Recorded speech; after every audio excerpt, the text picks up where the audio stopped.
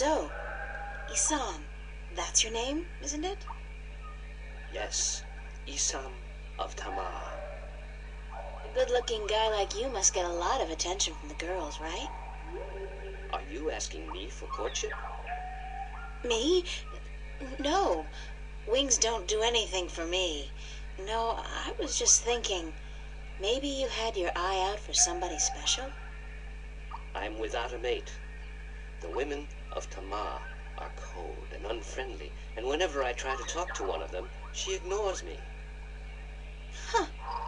Even Nima? Nima?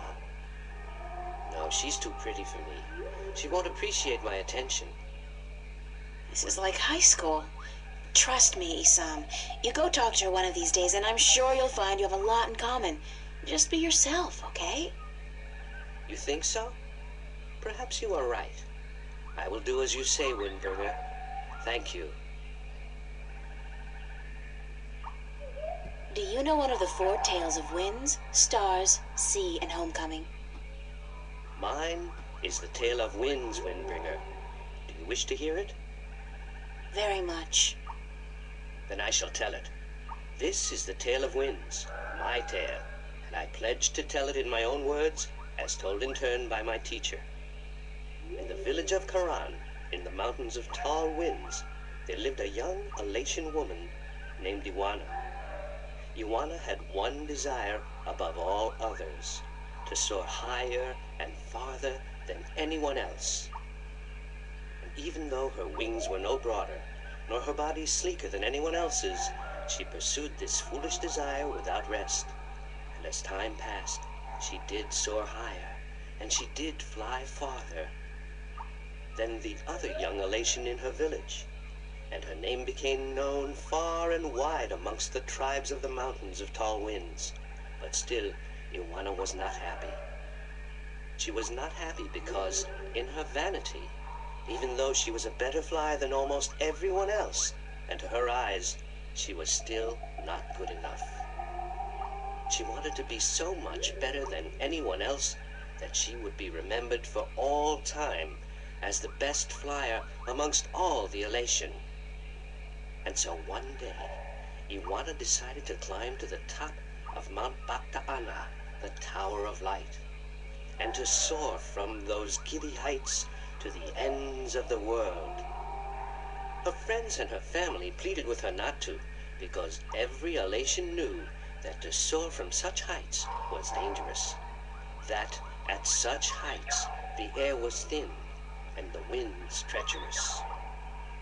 But Iwana would not listen, and on a cold and clear morning she climbed up the Tower of Light to the rock and the ice at the very top. From there she could see to the ends of the world. And it brought tears to her eyes to know that now, finally, she would be greater and better than any Alatian before her. And so Iwana spread her wings and leaped off the mountain. Those who watched her from far below said that for a split moment Iwana soared, and she soared higher and farther than any Alatian before or since. But then the treacherous winds caught a hold of her, and the thin air made her plummet towards the ground, and to fall to her death amongst the rocks at the base of the mountain.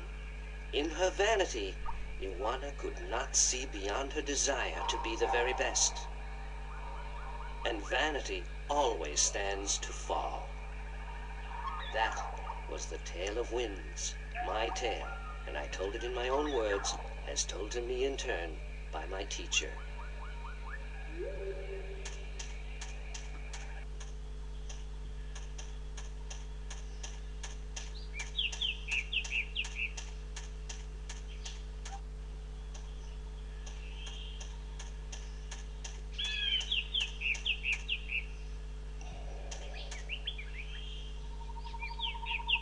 Hi, Mima.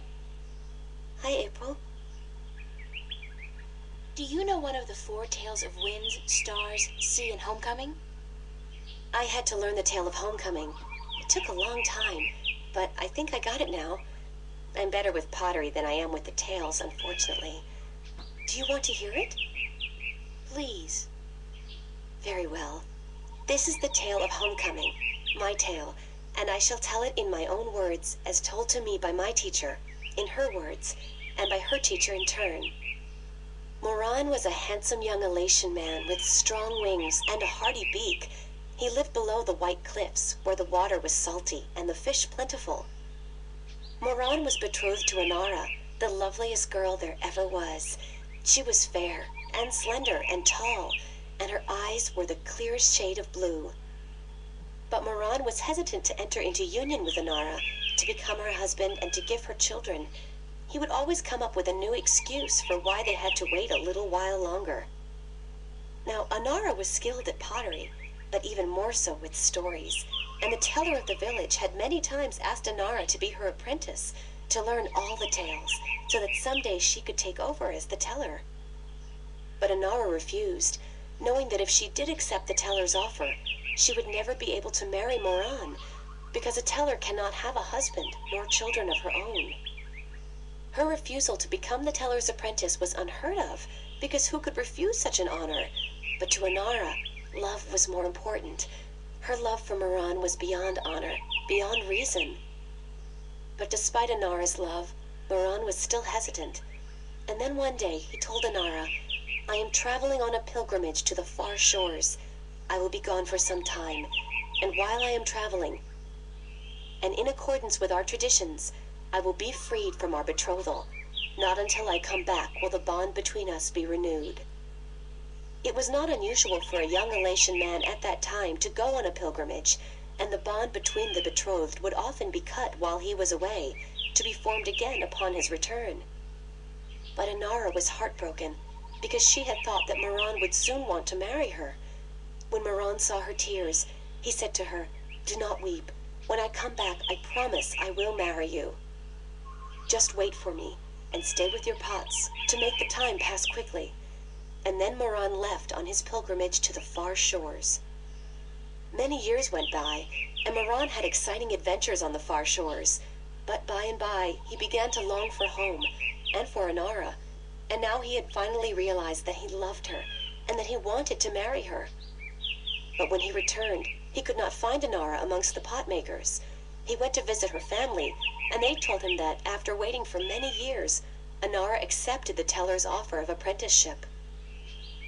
And that when the teller left on the last wind during the previous winter, Inara herself became the new teller. Angry, Moran made his way to the teller's nest, and when he saw Inara, he said to her, "You promised me you would wait." But Inara did not say a single word in answer. She just turned around and lifted something wrapped in leaves from the cot behind her and gave it to Moran. Moran unwrapped the package, and inside he found an old pot, cracked and broken in two. "What is this pot?" he asked.